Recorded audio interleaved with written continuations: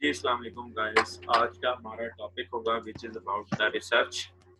तो हमारा कोर्स है जी बिज़नेस रिसर्च मेथड का। तो बिज़नेस रिसर्च मेथड के अंदर सबसे पहले हम थोड़ा-सा निटी-ग्रिटी से स्टार्ट करेंगे कि what is research is all about.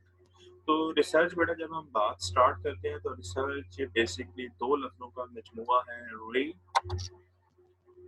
और वर्ड है सर्च। तो जो जी पहला वर्ड है जिसका नाम है रिसर्च, उसके अंदर होता क्या है, हम करने की कोशिश क्या करते हैं, हम री का मतलब होता है अगेन, दोबारा, एक और दफा। अब सर्च का मतलब होता है तलाश करना, इन्वेस्टिगेट करना, फाइंड आउट करना। तो रिसर्च का जेनेरिक मीनिंग में मतलब ये है कि उन लोगों को, उन चीजों को, उन अशिया को सर्च करना जो पहले से सर्च हो चुकी होती हैं। इसका मतलब है कि रिसर्च के अंदर हम करने की कोशिश ये करते हैं कि या तो दो तरीकेकार होते हैं, या तो चीज़ नई इन्वेंट कर लेते हैं, चीज़ नई इजाद कर लेते हैं, या दूसरा काम ये करते हैं कि हम काम वही हो रहा होता है, उसको करने का तरीकाकार नया हो जाता है। Just taking the example of popcorn. तो पॉपकॉर्न जब से मेरा ख्याल है कि दुनिया बनी तब से बन रहे थे, लेकिन हुआ क्या है कि रिसर्चर्स ने, जो साइंटिस्ट थे, उन्होंने इस काम को करने का तरीकाकार नया बना दिया। तरीकाकार किस तरह से नया बनाया है, उन्होंने पहले पॉपकॉर्न रेत में बनाए जाते थे, लेकिन अब उन्होंने एडवांस टेक्निक के जरिए बनाना शुरू कर दिए हैं। काम वही है लेकिन करने का तरीकाकार नया हो गया। That's all about research. तो थोड़ा सा बेसिक से हम स्टार्ट करने की कोशिश करेंगे और जल्दी-जल्दी चीज़ें करने की कोशिश करेंगे, क्योंकि आप लोगों को थोड़ा-सा एक्सपीरियंस है फ्रॉम द प्रीवियस असाइनमेंट। ये होता क्या है बेटा, बिज़नेस रिसर्च मेथड के अंदर हम कोई भी चीज़ साइंटिफिक वे, ये तो हमने री और सर्च से तो ये तो एक देसी डेफिनेशन बना ली, लेकिन प्रैक्टिकल और जो लिखने वाली बात जो है वो ये है कि scientific way to find out the solution of the problem. तो जहाँ से रिसर्च स्टार्ट होती है, रिसर्च बेटा हमेशा स्टार्ट होती है प्रॉब्लम से, और प्रॉब्लम का हम क्या देते हैं, साइंटिफिक सॉल्यूशन देते हैं, जिसको हम क्या बोलते हैं, रिसर्च बोलते हैं। The systematic investigation into the study of material and sources in order to establish facts and reach new conclusion. तो रिसर्च के अंदर हम हमेशा कोशिश करते हैं कि फैक्ट्स तक पहुंचा जाए, हकीकत तक पहुंचा जाए और न्यू कंक्लूजन्स ड्रॉ किया जाए।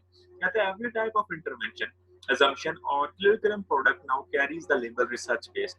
In particular, invention established shamelessly proclaim that the product are based on research despite a complete absence of scientific basis.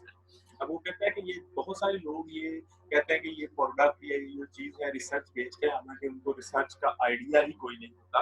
अब रिसर्च का आइडिया किस तरह से नहीं होता, रिसर्च का हमको पता से किस तरह से नहीं होता कि अब टीवी टॉक शोज देखे होंगे, उनमें वो कहते हैं हमारी रिसर्च के मुताबिक, लेकिन उनकी वो रिसर्च नहीं होती बेटा, उसको हम रिसर्च कह नहीं सकते, उनको हम सर्च कह सकते हैं। सर्च का मतलब होता है तलाश करना। उन्होंने चीजें कहीं से, डाटा कहीं ना कहीं से उठाया हुआ होता है, उन्होंने फाइंड आउट किया हुआ होता है, इसलिए वो उसको रिसर्च नहीं कह सकते, सिर्फ सर्च कह सकते हैं। इसलिए आपने ये केयरफुली देखना है कि चीज जो है वो रिसर्च है या सिर्फ सर्च है। कहते हैं रिसर्च का मतलब क्या होता है, the basic purpose of research is to find out the solution of a problem, and to find out the solution of the specific problem is the only one thing we want to extract from the research. both basic and applied research is done for the basic purpose, is for the bit change in the process। तो basic research हो या applied research हो, दोनों के जरिए हम ये कोशिश करते हैं, हम ये प्रपोज करने की कोशिश करते हैं कि हम किसी भी चीज के प्रोसेस के अंदर कोई चेंज ला सके। अब होता क्या है, बेसिक रिसर्च बेटा जो आम लोग, जो टीचर लोग कर रिसर्च करते हैं, जो रिसर्च पेपर लिखते हैं, that's all about the basic research. Applied research वो होती है बेटा साइंटिफिक स्टडी उस चीज की कि कोई रियल लाइफ प्रॉब्लम का सॉल्यूशन निकाला जाए। रियल लाइफ किस तरह से हम निकालते हैं, रियल लाइफ का मतलब होता है कि से आप एक इंडस्ट्री में गए, वहां की सेल डिक्लाइन हो गई, उसका प्रॉब्लम है, उसका सॉल्यूशन चाहिए, दैट्स द साइंटिफिक सॉल्यूशन। ठीक है, तो कोई भी आप रियल लाइफ प्रॉब्लम का सॉल्यूशन देंगे, दैट्स कॉल्ड अप्लाइड रिसर्च। और जो दूसरे जो ठीक है, जो रिसर्च पेपर जो रिसर्चर लिख रहे थे, that's all about basic research. Basic research is also called pure research or fundamental research, is a scientific research aimed to improve scientific theories, जो चीज साइंटिफिक थ्योरीज को इम्प्रूव करने के लिए या understand of the production natural of the phenomena, that's called basic research. Applied research वही real life problem of solution के जब हम सॉल्यूशन की तरफ जाते हैं, that's called applied research. Applied research को बेटा दूसरी लफ्जों के अंदर क्लाइंट ड्रिवन रिसर्च भी कहा जाता है। अब होता क्या बेटा, दो लोग इसके अंदर इंपॉर्टेंट होते हैं, एक मैनेजर होता है और एक रिसर्चर होता है। इन दोनों के इंटरेक्शन से ये सारी चीजें चल रही होती है। मैनेजर का क्या मतलब होता है, जो किसी भी ऑर्गेनाइजेशन के अंदर किसी डिपार्टमेंट का हेड होता है। रिसर्चर अकेला कुछ नहीं कर सकता, मैनेजर को कोई ना कोई प्रॉब्लम आता है, रिसर्चर को हायर करता है। या अब देखें दो तरीके कार हो जाते हैं, जो बड़ी ऑर्गेनाइजेशन होती है उनमें R&D का पूरा डिपार्टमेंट होता है। जो छोटी ऑर्गेनाइजेशन होती है बेटा, वहां पे एक आम रिसर्चर, एक आम बंदा हायर किया जाता है, जिसको हम एक्सटर्नल रिसर्चर बोलते हैं। ठीक है, अब मैनेजर को कोई ना कोई प्रॉब्लम आया, रिसर्चर को उसने बताया। अब मैनेजर का एरिया ऑफ कंसर्न और है, उसने अपना प्रॉब्लम बताया, रिसर्चर ने उसको उस प्रॉब्लम का सलूशन दिया, और उस प्रॉब्लम के सलूशन से क्या हुआ, अल्टीमेटली उस प्रॉब्लम के सलूशन से उस मैनेजर को उसने एक सलूशन प्रपोज किया, और फिर ये उस सलूशन जो दिया उसको अमल करवाना, उसके ऊपर अमल दरामद करवाना भी दोबारा उस रिसर्चर की ही जिम्मेदारी नहीं है, बल्कि उस मैनेजर की रिसर्चर है। अब मोर इम्पोर्टेंट चीज है इस एरिया के अंदर कि व्हाट इज वेरिएबल। बेटा वेरिएबल हर वो चीज जो अपनी वैल्यू चेंज करती हो with the passage of time, that's called variable. Variable की बेसिकली दो टाइप्स होती हैं, एक इंडिपेंडेंट और एक दूसरा डिपेंडेंट वेरिएबल। ये टाइप्स, इसको मजीद जब हम एलैबोरेट करने की तरफ जाते हैं तो दो मजीद हैं, एक मीडिएटर है और दूसरा मॉडरेटर है। इंडिपेंडेंट वेरिएबल क्या होता है बेटा, कि वो वेरिएबल जो खुद चेंज नहीं होता लेकिन इतनी कैपेसिटी रखता है कि दूसरे को चेंज कर सके, दैट्स कॉल्ड इंडिपेंडेंट वेरिएबल। वो कॉज लाता है, फॉर एग्जांपल अगर उसने एग्जांपल दी हुई है कि न्यू प्रोडक्ट है और स्टॉक मार्केट प्रोडक्ट है, ठीक है, अगर आपकी प्रोडक्ट सक्सेसफुल हुई तो स्टॉक मार्केट की प्राइस उसकी इंक्रीज होगी। तो इस फिनोमिना के अंदर, इस जगह के अंदर success of a new product is independent, क्योंकि ये इतनी सलाहियत रखता है कि स्टॉक मार्केट प्राइस के अंदर चेंज ला रहा है, इसलिए दैट्स कॉल्ड इंडिपेंडेंट वेरिएबल। इसी तरह अगर आप मेहनत करेंगे तो कामयाब हो जाएंगे, जो मेहनत करना है ये आपका इंडिपेंडेंट वेरिएबल है, और जो कामयाब होना है यह आपका डिपेंडेंट वेरिएबल है। आउटकम वेरिएबल जो इंडिपेंडेंट से इन्फ्लुएंस हो रहा होता है, चेंज हो रहा होता है, दैट्स कॉल्ड डिपेंडेंट वेरिएबल। उसके बाद दो इंपॉर्टेंट वेरिएबल हैं, ये कॉन्सेप्ट बेटा आपने बड़े ध्यान से, बड़ी सोच से सुनने हैं, that's called moderator and mediator. Moderator का क्या मतलब होता है बेटा, आपने previous 9th 10th first year second year के अंदर पढ़ा होगा, जिनका साइंस का सब्जेक्ट होगा। मॉडरेटर बोलते हैं कैटलिस्ट को। कैटलिस्ट वो होता था जो क्या करने की कोशिश करता था, जो रिएक्शन के टाइम को तेज करने की कोशिश करता था। फॉर एग्जाम्पल एक रिएक्शन 7 दिन में होना है, तो अगर वो कैटलिस्ट डाल दे तो वो 7 दिन की बजाय वो रिएक्शन 2 दिन में हो जाता था। ठीक है, तो इसी तरह रिसर्च के अंदर इंडिपेंडेंट और डिपेंडेंट के रिलेशनशिप को जो तेज करता है, अब वो तेज दो तरह कर सकता है बेटा, वो चेंज दो तरह से ला सकता है। या तो उस दोनों का जो रिएक्शन होगा इंडिपेंडेंट और डिपेंडेंट, या तो उसको स्ट्रेंथन कर सकता है और या वीकन कर सकता है। इसलिए लिखा हुआ था वेरिएबल हुज हाई और लो वैल्यू। हाई और लो वैल्यू किसकी चीज की है बेटा, मॉडरेटर की। आइदर या वो किसको क्या क्या कर देगा, स्ट्रेंथन कर देगा या वीकन कर देगा। किस चीज का रिलेशनशिप दो वेरिएबल का है, इंडिपेंडेंट और डिपेंडेंट वेरिएबल का, दैट्स कॉल्ड मॉडरेटर। मीडिएटर बेटा, जिस तरह से मीडिएटर का क्या मतलब होता है, इसको हम मीडिएटर वेरिएबल भी बोलते हैं, इसको हम इंटरवीनिंग वेरिएबल बोलते हैं। ये वो वेरिएबल होता है जिसके वाया या थ्रू इंडिपेंडेंट इफेक्ट कर रहा होता है डिपेंडेंट वेरिएबल। ये देखें, आपने एक काम लेना था, किसी दोस्त दूसरे ने वो काम करना था, आप इंडिपेंडेंट थे, दूसरा डिपेंडेंट। चले प्रैक्टिकल एग्जांपल की तरफ आते हैं। आपने घर किराए के ऊपर लेना है, आपने जो घर किराए के ऊपर लेना है, आप खुद इसमें इंडिपेंडेंट है, और जिसने घर किराए के ऊपर देना है, जो मालिक मकान है, जो लैंडलॉर्ड है, वो इसका डिपेंडेंट है। इन दोनों के रिलेशनशिप को इंटरवीन कौन करेगा, मीडिएट कौन करेगा, वो बंदा, वो इंसान जिसको हम क्या कहते हैं भला, जो आपका प्रॉपर्टी डीलर होता है। प्रॉपर्टी डीलर का मकसद क्या होता है, प्रॉपर्टी डीलर कर क्या रहा होता है, प्रॉपर्टी डीलर उन दोनों के रिलेशनशिप के अंदर इंटरवीन कर रहा होता है। यानी कुछ रिलेशन आपका इंडिपेंडेंट और डिपेंडेंट का, घर मालिक मकान का और किराएदार का डायरेक्ट होता है, और कुछ रिलेशनशिप किसके थ्रू होता है, उस प्रॉपर्टी डीलर के थ्रू होता है। इसलिए प्रॉपर्टी डीलर यानी कि द वेरिएबल वाया या through independent effects dependent variable is called mediator variable.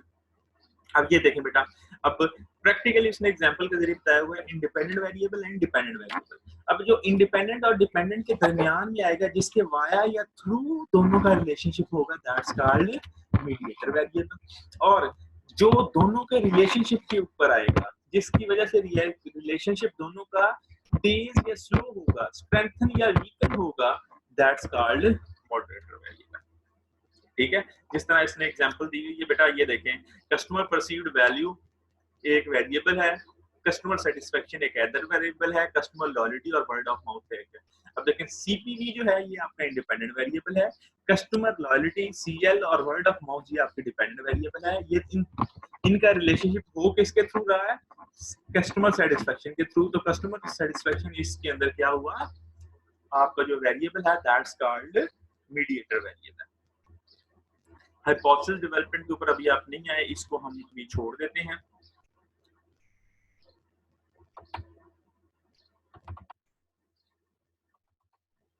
अभी हम चलते हैं, आपने जो सेकंड जो चीज थी आपकी वो जो सेकंड वीक।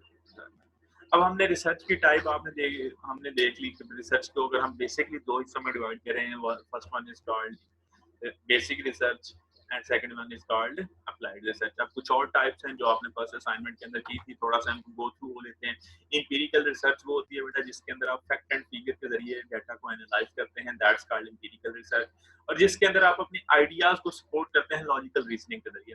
फॉर एग्जांपल हम इसमें प्रैक्टिकली एक एग्जांपल को शेयर करते हैं बेटा, कि अगर आप चाह रहे हैं, अगर आप देख रहे हैं कि ये पंखा चलता है और उससे अगर पंखा चलने की वजह से आपको गर्मी नहीं लगती, ठीक है, तो इसको अगर हम एम्पिरिकली करेंगे तो हम 10 लोगों से पूछा कि भाई पंखा चलने की वजह से आपको गर्मी लगती है कि नहीं लगती, वो 10 के 10 कहते हैं जी पंखा जब चलता है तो गर्मी नहीं लगती। तो इसका मतलब है आपने डाटा कलेक्ट किया। अब नॉन एम्पिरिकल रिसर्च में बेटा किस तरह से करेंगे, आप अपनी बात को सपोर्ट करेंगे लॉजिक्स या अरेंजमेंट से। लॉजिक्स किस तरह से इसके अंदर लेके आएंगे, देखें, आप कहेंगे जी जब पंखा चलता है तो एयर वेव इमिट करता है, जब एयर वेव इमिट करता है तो ये एयर वेव इमिट होकर इंसान की बॉडी से टकराती है, जब इंसान की बॉडी से टकराती है तो इंसान की बॉडी का टेम्परेचर डाउन होता है, जब इंसान की बॉडी का टेम्परेचर डाउन होता है तो इसको गर्मी नहीं लगती। अब दोनों चीजों में आपने प्रूव एक ही की कि पंखा चलने से गर्मी नहीं लगती, लेकिन इंपीरिकल रिसर्च में आपने डाटा लिया, लेकिन नॉन इंपीरिकल रिसर्च में अपनी ही बात को जस्टिफाई किया through logical and citing and quotation. अब एक और तरह की रिसर्च होती है, एक क्वांटिटेटिव होती है, एक क्वालिटेटिव होती है। क्वांटिटेटिव जो बेसिकली रिसर्च होती है बेटा ये न्यूमेरिक फॉर्म में होती है। न्यूमेरिक फॉर्म में हम क्लोज एंडेड क्वेश्चन ये देते हैं कि हमने पूछना हो तो हम पूछते हैं भाई आप इस बात से एग्री करते हैं या डिसएग्री करते हैं, आपको ये बात अच्छी लगती है या बुरी लगती है, यानी कि जो आपके एमसीक्यूज टाइप क्वेश्चन होते हैं, इस तरह के क्वेश्चन को आते हैं क्वांटिटेटिव रिसर्च।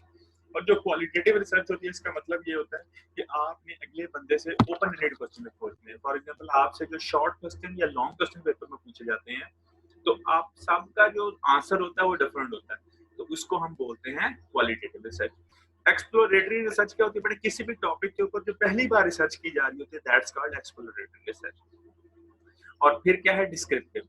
डिस्क्रिप्टिव का क्या मतलब होता है, डिस्क्रिप्टिव का मतलब ये होता है कि आपकी जो रिसर्च है उसके अंदर अगर कोई आप मैथमेटिकल टूल अप्लाई करते हैं, mathematical tool is just like mean, median, mod, standard deviation या कोई और तरह का मैथमेटिकल टूल, तो उस तरह की रिसर्च को हम क्या कहते हैं, डिस्क्रिप्टिव रिसर्च कहते हैं। तो अब आपने ये समझ लेना है कि जरूरी नहीं है कि रिसर्च एक ही टाइप की हो, अगर हो सकता है कि एक रिसर्च बेसिक भी हो, वो इंपीरिकल भी हो, वो क्वांटिटेटिव भी हो या वो एक्सप्लोरेटरी भी हो, ठीक है। यानी कि ये नहीं जरूरी कि एक टाइप में जो आ जाएगी तो वो दूसरी टाइप में एग्जिस्ट नहीं कर सकती, वो दूसरी टाइप में भी एग्जिस्ट कर सकती है। अब रिसर्च या बेसिक होगी या अप्लाइड होगी, रिसर्च या इंपीरिकल होगी या नॉन इंपीरिकल होगी, रिसर्च या क्वांटिटेटिव होगी या क्वालिटेटिव होगी, तो ये डिफरेंट तरीके का है।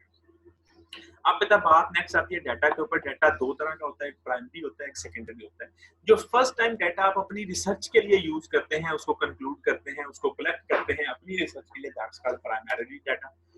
और जो रिसर्च पहले से मौजूद रिसर्च का जो डाटा होता है, यानी कि से आपने कोई आपको बैंकिंग सेक्टर के ऊपर डाटा चाहिए तो आप किसी बैंक के पास जाते हैं और उस बैंक से पूछते हैं कि भाईजान ये डाटा मुझे मिल सकता है, तो वो बैंक आपको वो डाटा दे देता है। यानी कलेक्ट बैंक ने किया लेकिन यूज आप कर रहे हैं, तो उस बैंक के लिए प्राइमरी डाटा होगा, लेकिन क्योंकि आप किसी से ले रहे होंगे इसलिए ये डाटा आपके लिए सेकेंडरी डाटा कहलाएगा।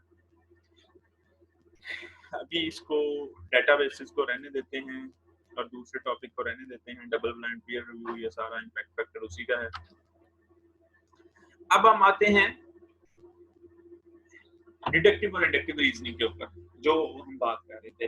बेटा डिडक्टिव और इंडक्टिव रीजनिंग का मतलब ये होता है कि जब हम सबसे पहले आते हैं डिडक्टिव के ऊपर आने के लिए हमें ये एक्सप्लेन करना पड़ेगा कि होती क्या है।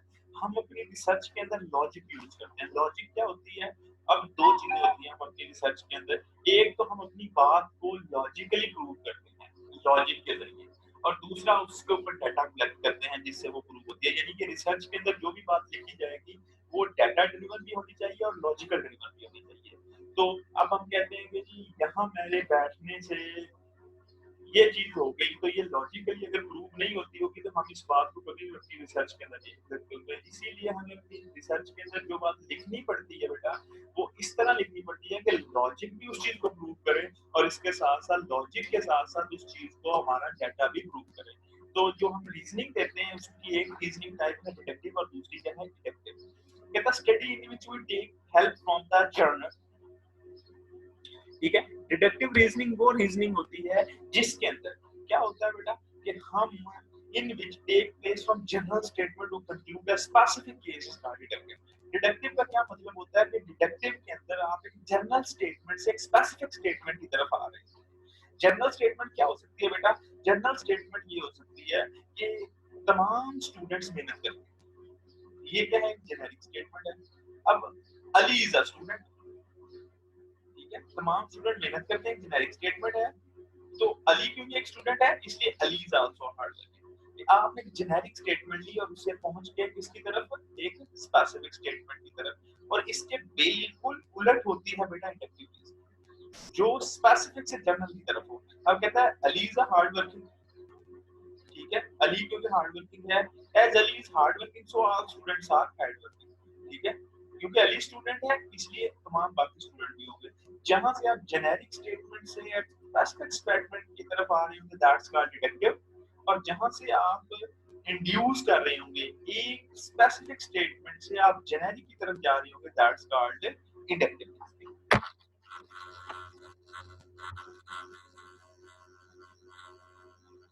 ठीक है, ये एक दो टॉपिक रह गए, इसके ऊपर हम आएंगे बाद में।